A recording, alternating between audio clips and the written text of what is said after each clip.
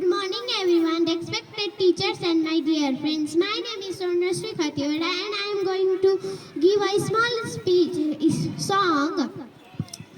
फूलको आँखामा फुलै संसार